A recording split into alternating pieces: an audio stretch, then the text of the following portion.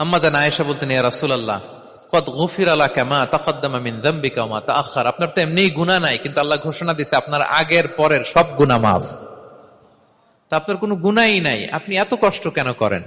বিষ্ণু বলেন, ইয়া আয়েশা আফালা Acuña আবদান Sakura, আমি কি শুকরগুজার বান্দাদের অন্তর্ভুক্ত হতে চাইবো না? আমি কি আল্লাহর শুকরগুজার বান্দা হতে চাইবো না? আল্লাহ আমাকে ক্ষমা করেছেন ঠিকই, কিন্তু আমার তো কিছু দায়িত্ব আছে। আমি কি নিজেকে সর্বোচ্চ ভাবে আল্লাহর কাছে পেশ করব না? সারা রাত দাঁড়িয়ে বিষ্ণু ইসলাম এরকম কিয়ামুল লাইল করতেন। তাহলে আল্লাহ তাআলার প্রিয় হওয়ার প্রফিটিক যে সাজেশন, এর একটা হচ্ছে কোরআন তেলাওয়াত করা, 2 নাম্বার হচ্ছে তাহাজ্জুদের সালাত আদায় করা। আপনারা পড়েন তো নাকি? পড়বেন প্রিয় ভাইরা। যদি নিজের সম্মানকে আল্লাহর কাছে উচ্চে তুলে ধরতে চান, যদি বিষ্ণু ইসলামের সুপারিশ চান, যদি আল্লাহ তাআলার প্রিয় ভাজন হতে চান, তাহলে তাহাজ্জুদ ইজ কম্পালসরি। কি পারা যাবে তো? ইনশাআল্লাহ, ইনশাআল্লাহ বিইذنিল্লাহ।